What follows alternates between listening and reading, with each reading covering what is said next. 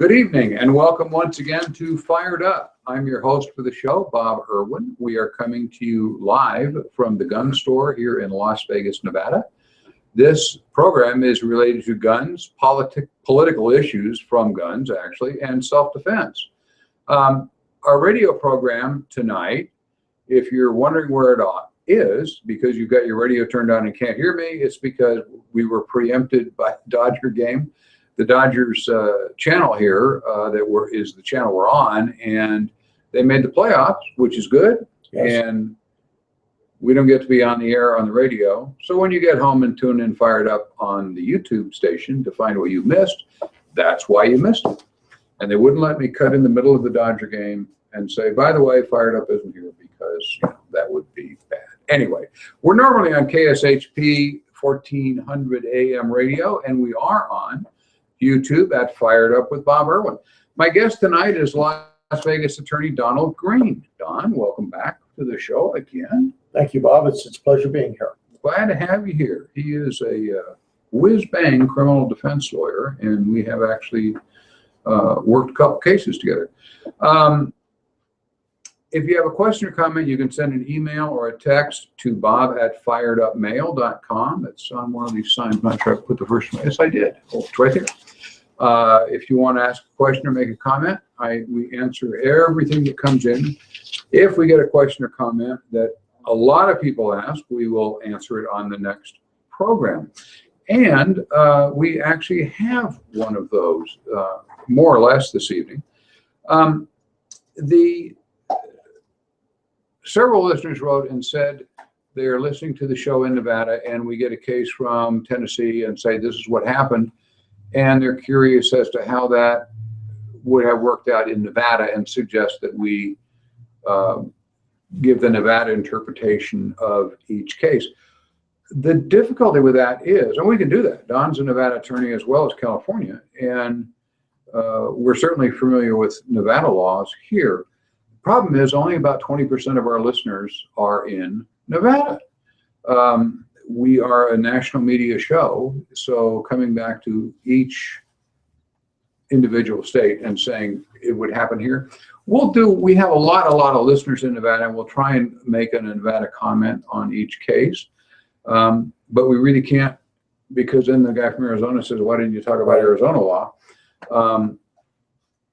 They stand where they stand. The laws are different in most states, a little bit here and there, and the basic use of force is pretty much the same. How you defend it may be different, but we'll comment on it as we go through, but we can't really individualize it for each state because there's 50 of you, and then we get letters from Canadians also. What would do it, if I did that in Montreal, what would have happened? And I have absolutely no idea. So anyway, there's several hundred uses of firearms for defensive purposes every week in the United States. I always pick out a few that I think have educational means to people that have guns in their home or carry guns, concealed weapon, or carry guns for duty. Most of the mainstream media only reports bad uses of firearms. So we try and counter that a little bit with some defensive uses of firearms. Most are good shootings that we cover. Some are questionable once in a while, and we got one or two tonight that are just dumb, basically, but they are food for thought for gun owners, where we can show you the mistake they made, and hopefully then you won't do it and end up spending a lot of money defending yourself. So we will take off initially with a case from Colorado. The Centennial Citizen reported this case on the 4th of this month. Last week, sheriff's deputies were called to a home in the 14,700 block of East Aldebaran. Wow, maybe one of those nights.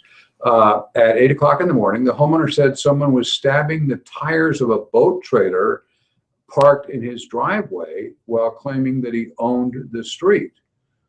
Unusual. The homeowner went outside to confront the man, who then charged at him. That prompted the resident to go back inside, retrieve a firearm, and dial 911. The suspect then, armed with a handgun and a knife, one in each hand, then attempted to break through the home's front door. The homeowner reacted by firing 2 rounds through the door. At least one bullet struck the would-be intruder. The suspect returned fire through the door, but the resident wasn't hit. See anything going wrong so far? The 43-year-old suspect then fled the area, was stopped by a responding deputy. The investigators at this original scene found 2 pounds of marijuana, a gun, and a knife that they believe belonged to the suspect. They also discovered knife damage to the boat trailer's tires. So there was corroboration he was stabbing the tires. The suspect was arrested on suspicion of illegal discharge of a firearm, felony menacing, and marijuana offenses. It's generally legal, I guess, in Colorado, but you can't have a 2-pound brick or something. That's correct. He did have a couple of pounds of marijuana. A little over the limit. Yes. But officer, it's for personal use. Hey, that's the oldest excuse in the world. Yeah, I just smoke a lot. Anyway, he was treated at the hospital for a non-life-threatening gunshot wound and released to the Arapahoe County Sheriff's custody. He was being held as this was written, on $25,000 bond. Investigators don't believe there's any prior connection between the victim and the suspect, and this was a random incident. The sheriff's spokesman said the homeowner, whose name they did not release, will not face charges. Where do you start on one of these? You come out and there's a guy stabbing your tires. The homeowner, go ahead. Yeah, that's right. Obviously, we've got a mentally ill person here. There's something going on. He's in a different reality than everybody who attacks boat trailer tire. Guys like this, you can't reason with. He's in a different reality than we are. You have to realize that as soon as you see the stabbing your tires, that doesn't make sense. Their reality is different. So warnings often with these guys don't have the effect you would like because they're in a different world, literally. He may be thinking the boat tires are from Mars and he's fighting Martian invaders, or who knows. But anyway, the other issue we have here, of course, is firing through your door. If you can see who's on the other side, maybe. They didn't detail the type of door, so we assume in this case it was a normal wooden front door of some sort. When you're in the house and the guy is trying to break in, how about, he'd already called 911, good thing. You stay inside and hopefully the police will get there before he gets through the door. They did find evidence, I didn't put in the story, of him trying to pry the door open with a knife and so on. If the guy gains access, then you may have a case where you need to do something, obviously. But this was a good case of once you see the guy outside and he's stabbing your tires, he got into the shooter, the homeowner got into the house. He was safe. That's correct. Yeah. Charge on.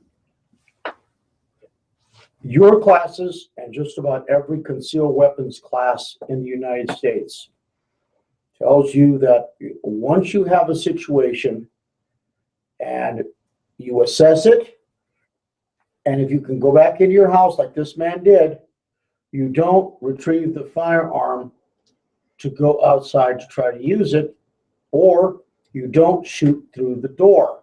Yeah. This was a close case.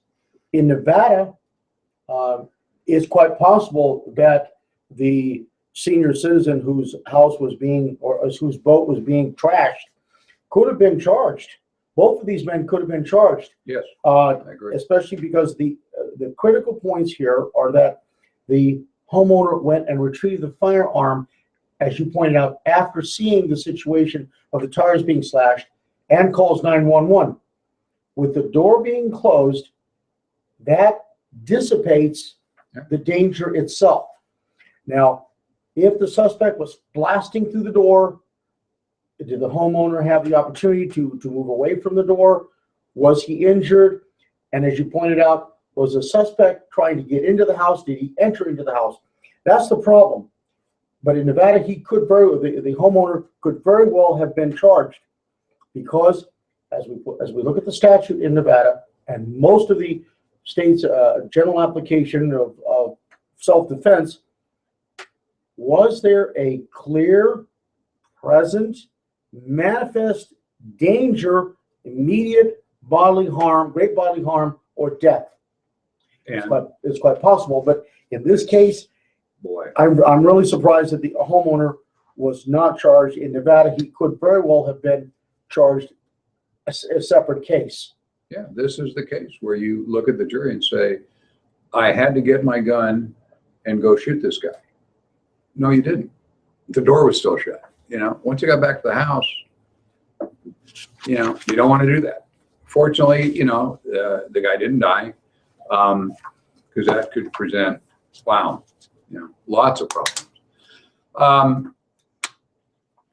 This is just a story I put in here because it's just annoying.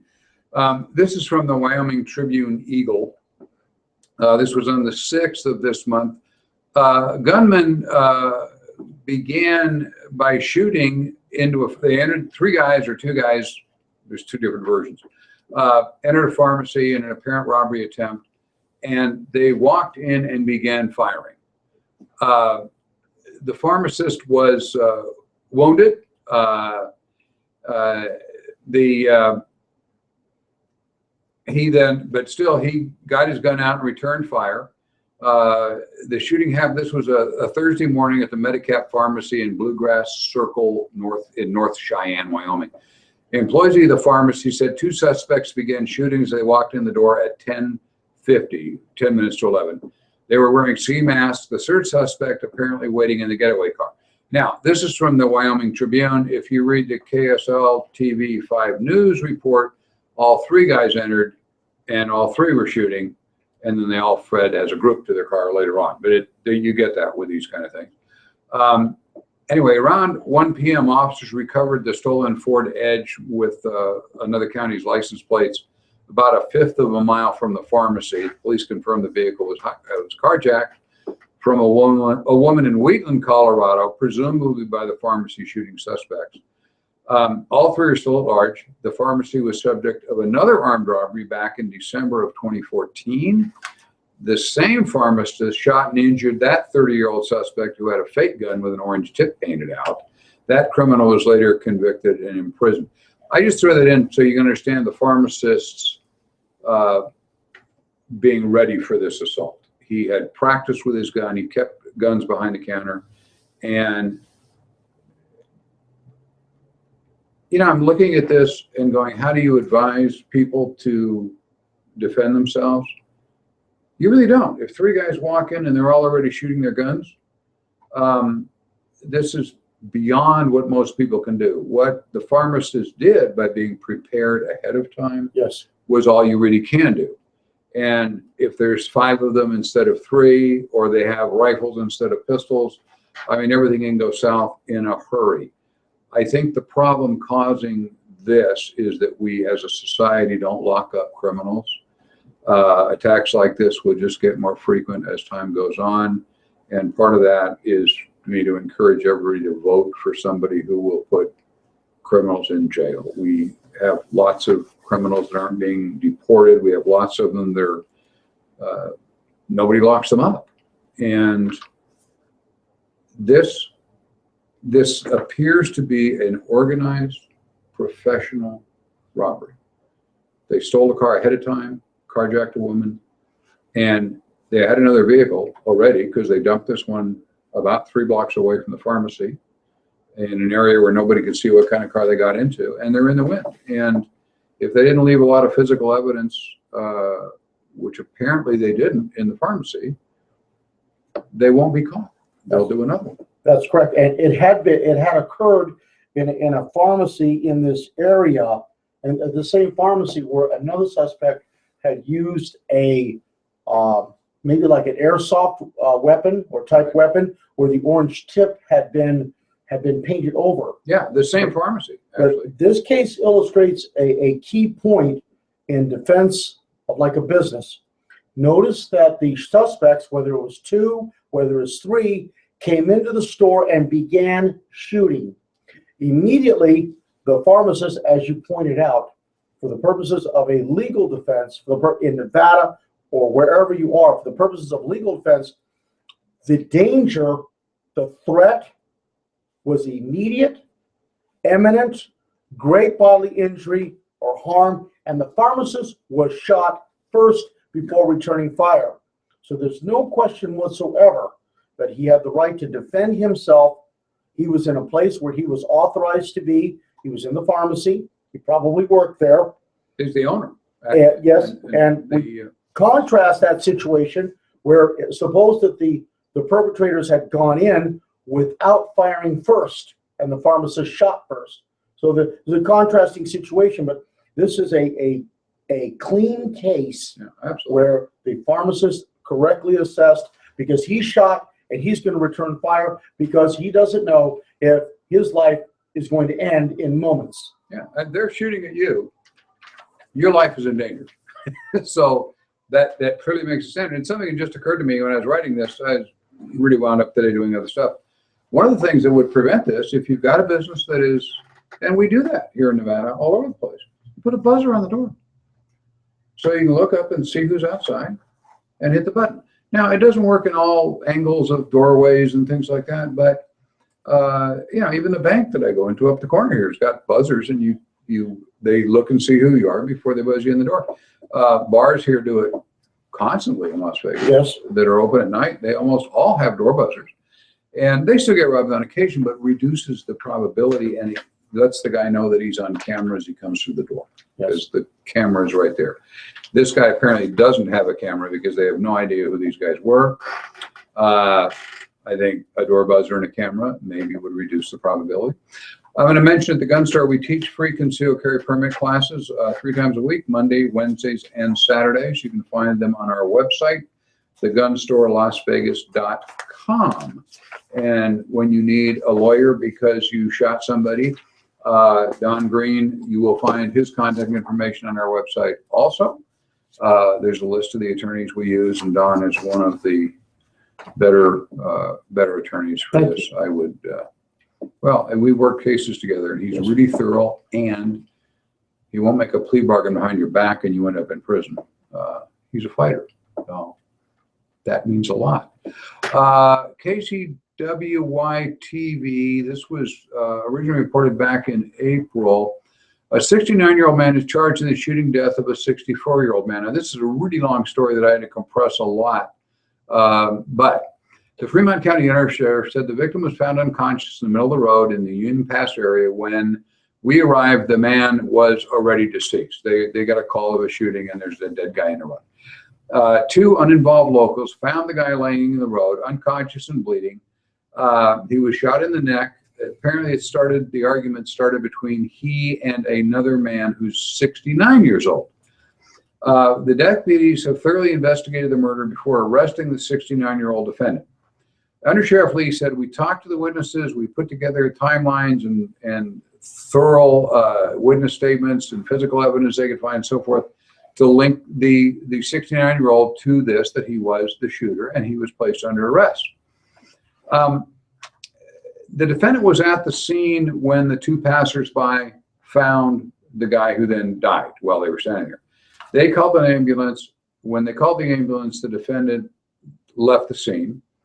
Only 1 shot was fired. That was from about a foot away, according to the ballistics guys. The defendant is charged with second-degree murder with bond set at $250,000. Understand here the problem. There are no actual witnesses other than the defendant himself. The passerby didn't see what happened. They arrived after the guy was already down. They searched everywhere.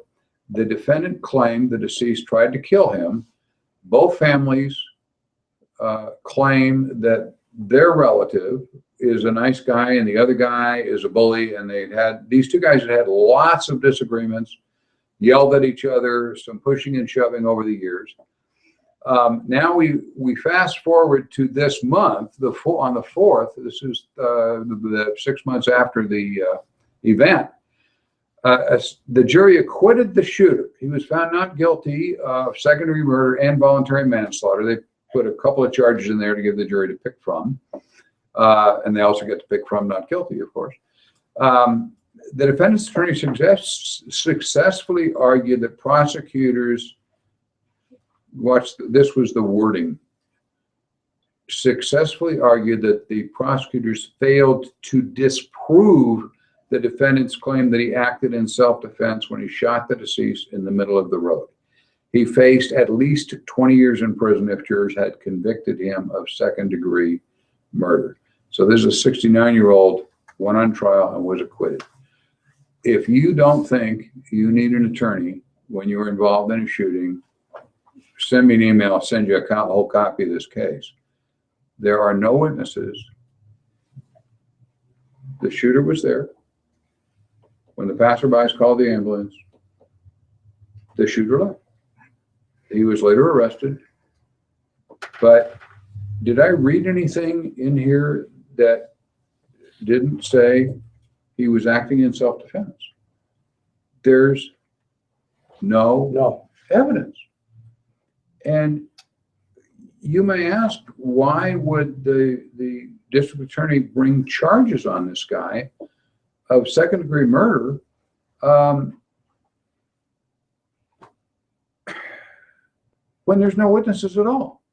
He said the guy tried to attack him, and he fired his gun because he's an old guy. Well, the other guy's an old guy too, 64 and 69.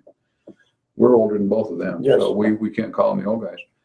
But this is why we encourage people, if you're involved in an altercation like this, where somebody, in this case, dies or somebody is seriously injured, you hire an attorney and speak through your attorney. This guy did. He didn't talk to the police, got an attorney, and it's probably why he's out walking around. That's right. There's nothing here that says he murdered anybody, and he says the guy tried to attack him, and there are no other witnesses. No physical evidence. Why would they bring the guy to trial? That's my question for you. Bob, this is a classic example of what you teach 3 or 4 days a week for the past several decades. When you're involved in a shooting and you think it's self-defense, you're going to be handcuffed. You may be charged with the death or the shooting of the supposed victim, although he may have attacked you. In this case, notice the distance between the two people was less than a foot. Right. And most of these types of shootings, like a concealed weapon type shooting, 3 feet, 3 shots, 3 seconds, average. They're all very close. This is a classic case of the prosecution and the sheriffs saying, we're just going to leave this to the jury, and they did. Notice that the defendant, that is the 69-year-old male, left the scene. So did they have a reason to think that flight, that is leaving the scene of a crime, is consciousness of guilt? That's probably the trip. And I think that's what happened. And notice his bail was $250,000. Okay. And he got his lawyer. So this also presents the issue that it's probably a good idea that if you are carrying in a state where you're eligible to carry concealed, to get the concealed carry insurance, which is probably about $1 a day. It's less than a cup of coffee at a 7-Eleven or a convenience store. But notice the point that you've raised here, which is very good. The prosecutor, according to the defense attorneys, the prosecution failed to disprove the affirmative defense of self-defense. I always tell my clients in Nevada and California, first of all, say as little as possible to the police that I shot somebody, he was going to kill me, I was in immediate fear for my life, I had to shoot, he threatened to kill me, and I shot him, and that's it, I want to speak to a lawyer. In this case, as you point out, there's no evidence other than the physical evidence. There's no evidence of an altercation. There's no evidence of words being exchanged. So that's why the attorney, I know that the attorney prepared his client to articulate the facts specific to these events and nothing more. Because the two witnesses, the two passersby who came in, had already seen the victim on the ground, so they didn't see it. As you say, this is not he said, she said. This is what my client said. There's no one else to disprove it. There's no opposition. Exactly. And when you have an affirmative defense, when you ask for the jury instruction that my client acted in self-defense, it was reasonable. He had the immediate fear of great bodily injury or death, and used the appropriate amount of force, the reasonable amount of force to meet the threat. And in this case, it was justified according to the jury, but it had to go all the way to the jury, past the screening of the district attorney, an immediate arrest, past the screening of the district attorney, possibly either by criminal complaint, information, or grand jury indictment, and then you end up at a jury trial about 5 or 6 months later. The man's on $250,000 bond and is now free. So this is why, in my estimation, a clean example of how far these cases will go in order for you to prove that you're not guilty. And this is incredibly expensive. The bail amount is expensive. He was in jail for quite a while. The attorney certainly wasn't free. So they got him anyway. He paid a lot of money to keep his freedom. Anyway, hire a lawyer. This is my ID. I live here. I'd like to have an attorney present before I'm questioned. And the gun store offers machine gun shooting events, if you'd like, for corporate group, bachelor parties, even weddings occasionally. You can contact Melissa at thegunstorlasvegas.com for reservations, and we do that.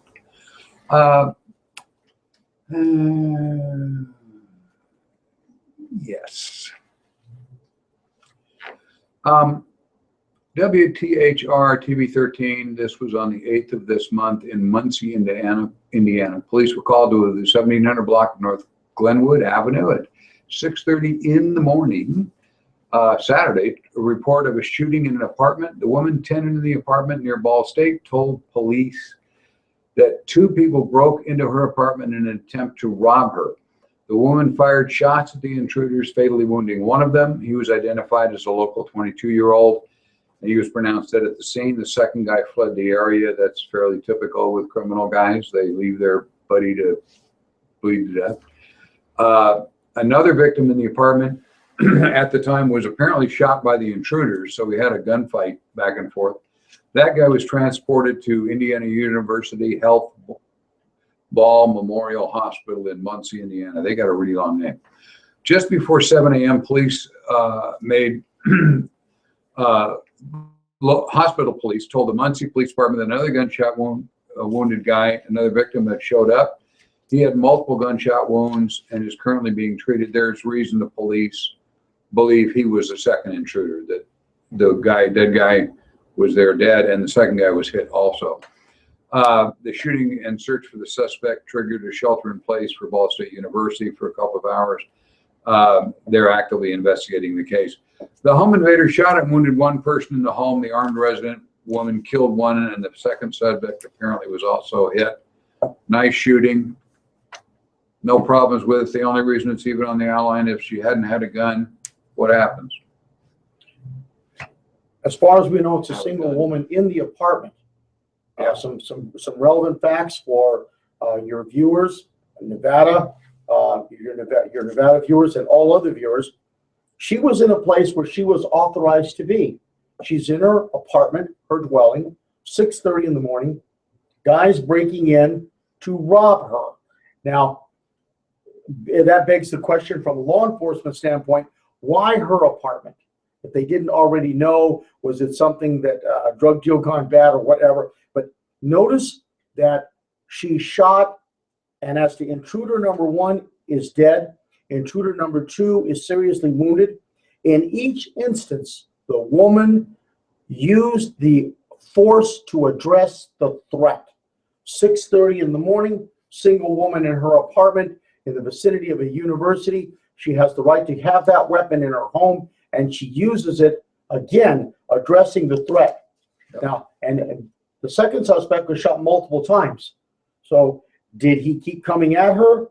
It's a question, but they were committing a felony. They were going to rob her. She addressed the threat. Probably charges are not going to be filed. We're still following up on this. Probably not. And they didn't address, this is a brand new case, they didn't address whether the other guy was hitting the back or the side or the front or the foot or whatever.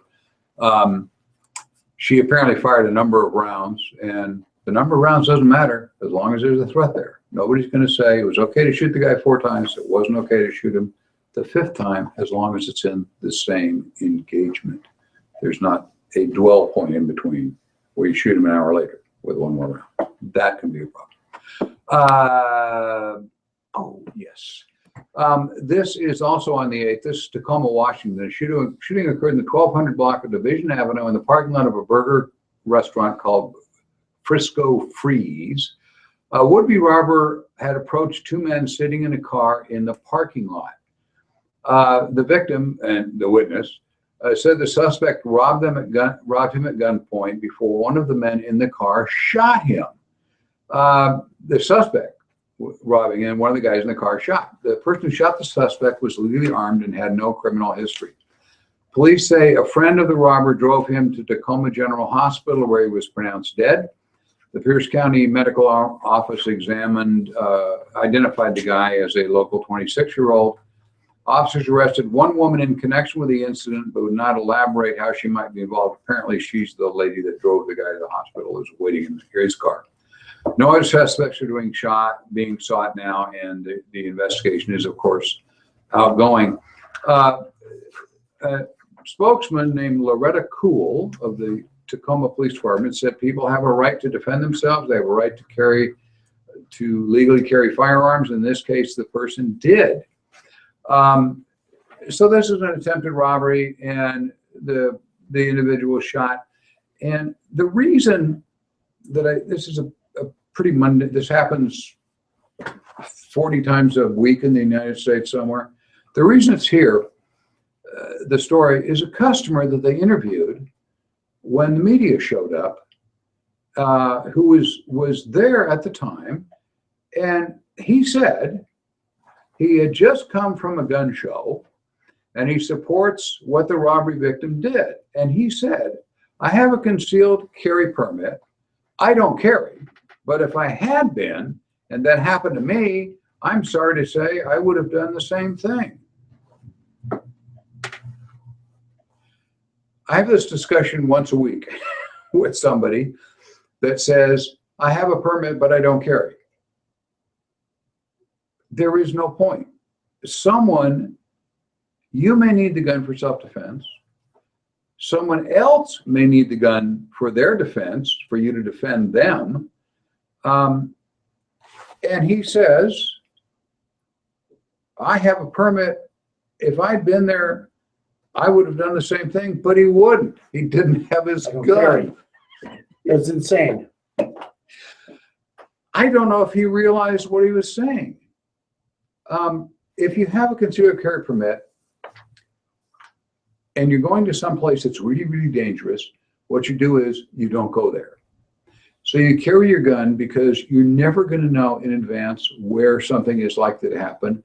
The bad guy gets to pick where the robbery takes place, or the assault or the rape takes place. You don't get to pick that. So carry your gun.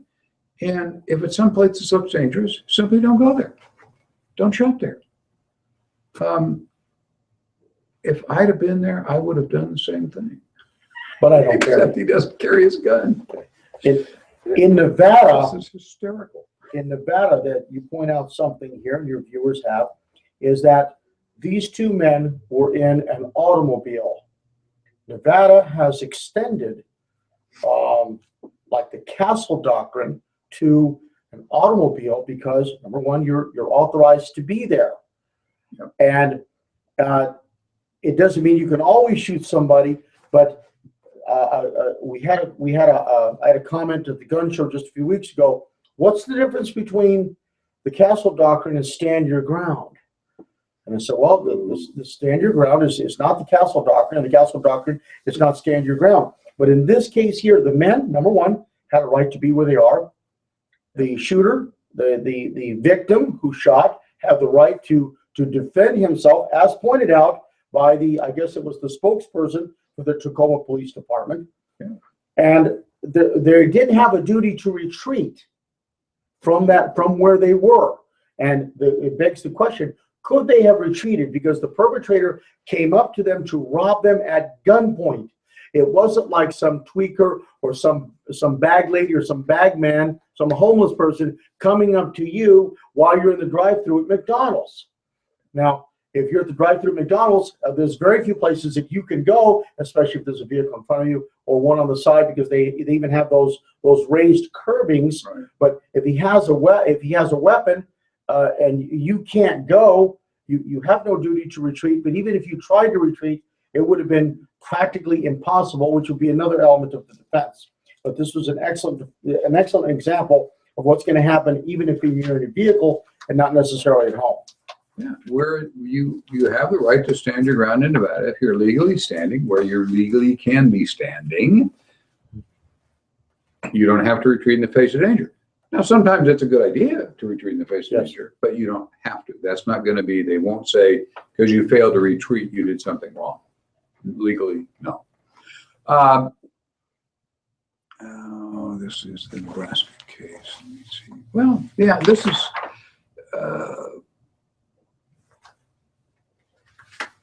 let me skip that one. We'll go to 7. This I just got today, and it's one of these cases that I just hate. Number 7 starts WYFF-TV4. This is in Welford, South Carolina. This was published yesterday. A shooting happened just before 11 p.m. On James Raymond Court. A car owner shot 2 teenagers after they tried to steal his vehicle Tuesday night, according to the Spartanburg County Sheriff Chuck Wright. The homeowner called 911 to report the shooting. The sheriff said one suspect was hit and killed.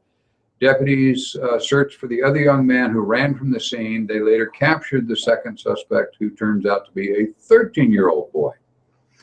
Coroner Rusty Clevenger identified the teen who died as a local 15-year-old. So we got a 15-year-old and a 13-year-old breaking into cars. The sheriff said someone had stolen another car from the owner earlier in the day. Investigators think they came back and tried to get another car. One of the neighbors, there's a cul-de-sac area. They all know each other if you live in a cul-de-sac. One of the neighbors told the media that the guy kept the spare keys to his other car in the car that was stolen. So that's probably why they came back. The sheriff wasn't sure how the owner knew young people were outside or if there was a confrontation or a threat. He said a handgun was found at the scene that is believed to belong or owned by one of the suspects. They're both juveniles, so obviously they couldn't legally own it. The sheriff told the media, "I'm sorry that the homeowner had to do this. We will seek advice from the solicitor's office to put all the evidence together and find out exactly what has to be done.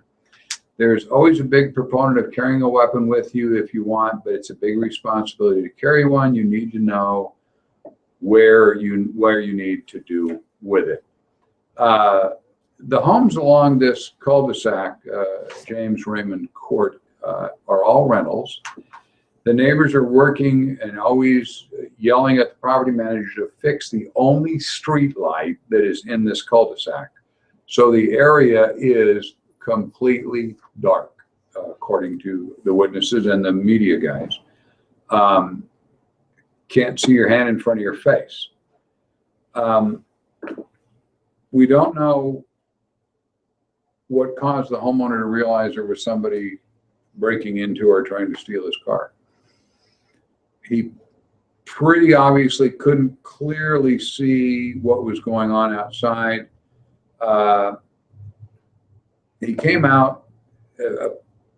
Apparently the thieves were armed because they found a gun that doesn't belong to anybody in the neighborhood laying on the ground. So it turns out the 15-year-old or the other kid was probably armed, one or the other. So the homeowner comes out. His car is being broken into. He doesn't know if they're armed or threatening. He can't see. And he fired. The rule is, of course, don't get killed. That's the first rule in a gunfight. The second rule is do all the stuff we tell you to do. But if you're not alive, it doesn't really matter. So I don't know where they're going to find the homeowner was justified in the shoot. To find out after you have fired that the criminal child is a 15-year-old is hard to live with. Before I let Don wade into this, we used to do, when I was teaching police academies, we used to run the officers, the cadets, through a scenario where we say, okay, you're coming down this alleyway between two buildings looking for a armed robber. You come around the corner and you've got a foot on either side and no escape and no cover. And a 12-year-old leans out a window, got a gun pointed at you. What do you do? And, you know, we would get lots of answers that cadets thought were the right answer. Well, I'd duck, I'd warn him, no, those are all the wrong answers. If someone is pointing a gun at you and you've got no place to hide, run, duck, you need to shoot.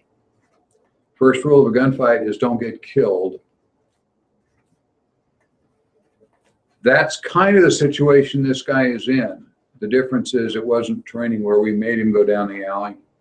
He went out voluntarily to see what was going on with his car, and you can't see. He didn't have a flashlight, apparently.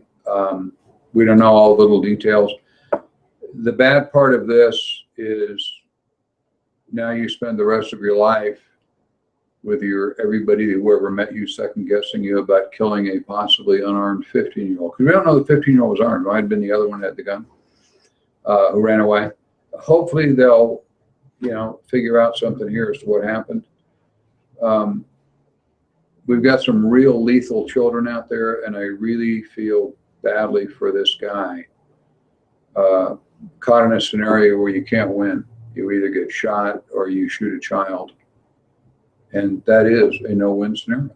I see no way around it. It's just, it isn't the legalities. The legalities have worked themselves out. It's the psychological damage. Yes. And try to forgive yourself for the rest of your life. I agree. It's Bob, you've raised some excellent points here. Let me go over them in reverse order. okay. If I may, Yes. the defense of property and the use of lethal force is still a hotly contested issue. Right now, before a court of appeals, I believe it's in Indiana or Iowa, that very issue of where the man used deadly force in a killing, was it justified to the extent that he was convicted of the murder, but should it have been an affirmative defense where he would have walked? So he's got to overcome a jury's verdict of a finding of guilt. But in Nevada, we have sometimes two your representative persons on the street who first come to your CCW classes. There are two competing statutes. The first statute says that you can, under the Nevada revised statute, says that you can use deadly force under the following circumstances, defense of property. But then you look at the next statute and it says that in order for the defense of justifiable homicide, the justifiable homicide statute says that there must be an immediate threat, great bodily injury, or death. And it must be more than bare fear. Yep. And it must be reasonable. So in this case, as was the man in Colorado who was, the other example of the people who were slashing the tire, the guy in the boat, whether he was mentally ill or whether the man shot him and there was a shot through the door. In this case here in South Carolina, in Nevada, this is going to be a very tough question, and it would not surprise me if the officers in South Carolina arrest the homeowner for two reasons. First, was there a situation where his life was in danger Second, the political climate right now, I think, is going to mandate the arrest of this homeowner, although I believe that he was justified partially in his actions, if, as you point out, could he articulate that he saw, because I didn't see it in the reports, whether the homeowner saw one of the juveniles, because it was reported by the sheriffs that in their belief, this handgun, which was found, believed to belong to one of the two suspects. Right. One was 13 and one was 15. And I don't know, I don't profess to know South Carolina law, but I know in Nevada, although they could go to the gun range with their dad and fire off that handgun, they can't legally own it. No. They could buy it if they were 18, or if they were otherwise eligible to buy it from a federal firearms licensee, 21 years of age. Their law is actually kind of similar to ours. They can have a gun if they're hunting with their father while they're hunting, that sort of thing, Right. but wouldn't cover, in the middle of the night, Yes. breaking into cars. That's But unless your dad's helping you. Right. But I think your point is very well taken on the defense of property, hotly contested issue, and I know that you raise it, or you present it at almost, if not, I think you presented all your classes. I presented it at the state legislature because if you look at the history of the statute, what it meant was defense of real property, real estate. It's kind of, that's where Roberson got his castle doctrine comment, because that statute originally meant defending the property you're living on, not property like trash cans and dogs. It was, the guard dog went to sleep, sorry. We're keeping him up. And I have argued with the legislature, I couldn't tell you how many times, and there's been bills to change that and modernize the wording of that statute, and they've never done it. And so you still have people reading that and it says, I can shoot in defense of property. It says right there. That's why the next line says fear of death by a human. They're not really conflicting. It's just the way they worded it back then. Everybody knew they meant defending where you're living, and they didn't. I want to see what I want to do. We've got about 8-9 minutes yet. This is a little bit on the election. We've got a really nasty election going on. The country seems to be hugely divided. I ran across a story that kind of relates to, well, it does relate to that. And just today, I was asked to do a thing on public television in a couple of days on the election and the gun laws. And Don was asked by the LA Times to do the same thing. Yes. So it's never, anyway, let me read the story and we'll relay back. This is from Bearing Arms, which is another website that we use, and sometimes my stuff appears on their site and vice versa. Let me change my little sign because I got to put my new sign. Every time I got a half the way through, I got to change the little sign. Where do you get an electronic one like a real station these days? This is from Bearing Arms on the 13th, yesterday. In Bay County, Florida, the sheriff's office says 2 men from Bristol were arrested Tuesday night after 5 people, 3 adults and 2 juveniles, flagged a deputy down to report 2 men had just pointed a handgun at them. The BCSO deputy was driving north along Highway 231 when a black Jeep pulled up beside the patrol car and yelled at the deputy to pull over. The deputy stopped and spoke to the people in this black Jeep. This is 11 p.m. on Tuesday night. The victim stated they had just been at a local gas station to get fuel to make their trip home after attending a Donald Trump rally. They were wearing Trump t-shirts. They were approached by 2 men who yelled profanities at them because of their shirts. The victims responded by affirming their support for the candidate, as they would, of course, and drove away. Then they noticed a gray Chevrolet Tahoe following them, and when they stopped at a red light, it pulled up alongside. One of the individuals in that Tahoe, pointed a silver handgun at the victims. The victims pulled away at a high rate of speed, as you can imagine, and flagged down the sheriff's deputy that was further up the road to report what occurred. As they're talking to him, the suspect's car drove by. So the sheriff took off after them, pulled them down, pulled them over. The driver said he didn't have any weapons in his vehicle, but 3 realistic airsoft guns, including a silver one used to threaten the victims, were recovered within the driver's reach. He was charged with aggravated assault with a deadly weapon for pointing the airsoft gun at the victims. His 23-year-old passenger is charged as a principal to aggravated assault with a deadly weapon. There are some objects lessons here. If you're the bad guys, lots of people carry guns in their car, particularly in Florida. Pointing a fake gun at somebody at a red light, if you don't have a real gun, is not really a bright idea. The victims didn't have any guns in their car, so they just took off. But anyway, we've had at political rallies on both sides, we have had actual gunfire several times outside the rallies. Now this guy gets what wasn't a real death threat, a pretend death threat for wearing a Trump t-shirt. This is getting ludicrous for the United States. I realize everybody has got their back up. We've got some very serious political issues going on, and likely some serious changes in the country, whoever wins the election. But we need to keep it civil and not be pointing guns at each other and threatening people because they're wearing the wrong kind of t-shirt for what your views are.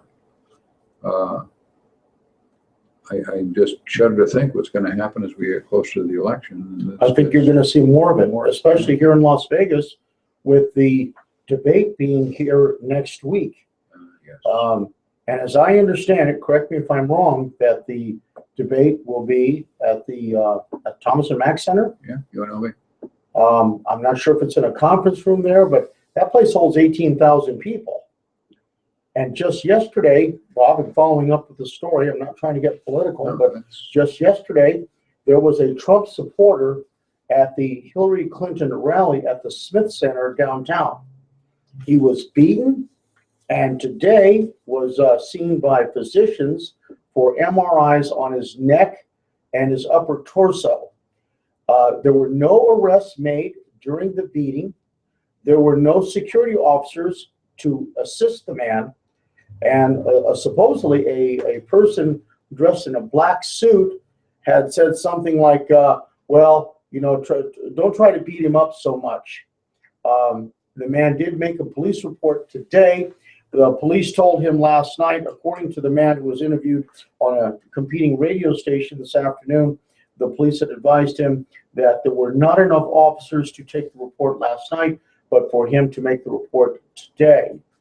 But your point here about the weapon and your notation about the assault with the deadly weapon, the assault is a reasonable apprehension of fear of an immediate battery or bodily harm. The men who were driving in the victim's vehicle did not know that that was an airsoft pistol. Correct. That was a shootable circumstance. And how many times have you come across a situation in your career in law enforcement or your career as an expert where the weapon was maybe a BB gun or an airsoft or maybe a disabled non-functional firearm, which would have been a firearm, and now there's a shooting and you're defending or you're providing expert advice for the man who shot somebody who didn't have a weapon capable didn't have of a inflicting. real gun. Exactly. But of course, if they use it as a real gun, you're permitted to believe it is a real gun. That's correct. I mean, the guy has his hand in his pocket when he goes into a bank and says, "Give me the money," and he's pointing his finger through his jacket. Is that an armed robbery? Yes. It's an armed robbery. It's an armed robbery, because if you try to make somebody believe they're in danger, they're permitted to react as if they are in danger. Of course, they're allowed to believe you. This kind of case, I just, and we've seen a lot of this, kids carrying air guns and various things that all over the country where they're doing robberies and they don't actually have a real gun. And police, this was a big issue many times. You should have known it was an airsoft gun. Trust me, you can't tell. We had a thing here with some news media a couple of years ago. We put out several real guns and several airsoft guns and a couple of BB guns and said, pick them out. And looking at them in good light and so forth, they went. Without looking directly at the muzzle, there was no way to tell. That's correct. And that only means something to us because we realize it's the wrong diameter.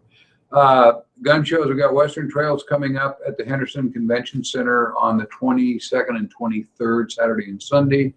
We also have the big show, Crossroads of the West at Cashman, and we've got some passes for that. If you want to send me an email to, oh, I put that sign down already. We got to the other side. Back to the first name. Bob at Fired Up Mail. If you'll drop me a text or an email there, I will arrange to get you a pass. We need your contact information, phone number, so we can tell you how to get it. We will take care of that. A couple more gun shows coming up. We'll be back next week from 5 to 6 and be on the radio. The series can't go that, and then the Dodgers will be in the World Series probably. Who knows how long it'll go? Anyway. Remember, they had the earthquake series several years ago, and they had to Go move on the and stadium. They had to move from, I believe it was in Oakland, and they had to move. It's so cheery to have you on the show. Whatever. I'm just giving you contingencies. We're on 1400 AM KSHP radio, and your drive time going home on Thursday night, 5 to 6. And we're on YouTube anyway, and you can look at that anytime. Next week, we have our guest attorney is murder defense specialist Clark Patrick. Yes, excellent attorney. Who, yeah, he really is, and a gun guy. He knows everything about it. He's a guy that discovered if you put a 204 top on a plastic AR bottom, it splits when you fire the gun. Surprise. Anyway, questions and comments again can go to Bob at firedupmail.com. We're right up on an hour, so I think I will. I want to leave with one thing, and this is from a competing website, Keep and Bear Arms. They run my stuff once in a while also. And this is from their website yesterday. They were quoting a New York Times editorial, the New York Times we all love. It is encouraging voters in states with gun control on the ballot to vote for stronger regulations under the guise that more gun control equals less crime. According to the New York Times analysis, which they got from the Center for American Progress, which is funded by George Soros, etc. You know, there's all anti-gun stuff. But anyway, their research at the Center for American Progress shows that gun fatalities in states with weaker laws are 3 times as high as those in states with tougher gun laws. And that, statistically, is absolute crap, but it's in the New York Times. Anyway, based on this, the paper then calls for voters in California, Maine, Nevada, and Washington State to support gun control measures that will be on the ballot next month. We have Proposition 1, which is the background, everybody gets a background check, which will do nothing to reduce crime. But anyway, while they're making all these statements in the New York Times, they skipped over the fact that the area of the United States that has the most restrictive gun control laws in the nation, the city of Chicago, is getting near 600 homicides this year alone in 2016. With all of their gun laws, background checks, you name it, they got it. Magazine restrictions, gun restrictions, carry restrictions, and yet they're at 600 homicides so far this year. They are on schedule to have the bloodiest year they've ever had in the city of Chicago. And these guys are saying we need more gun control laws. No, we need to put criminals in jail and let honest people have guns. That's the solution, despite what the New York Times says. That's my opinion for tonight. I agree. Good commentary. There we are. Thanks for tuning in. We'll be back next week from 5 to 6. Thanks for listening. Thank you, Don. Thank you, Bob. It's always a pleasure.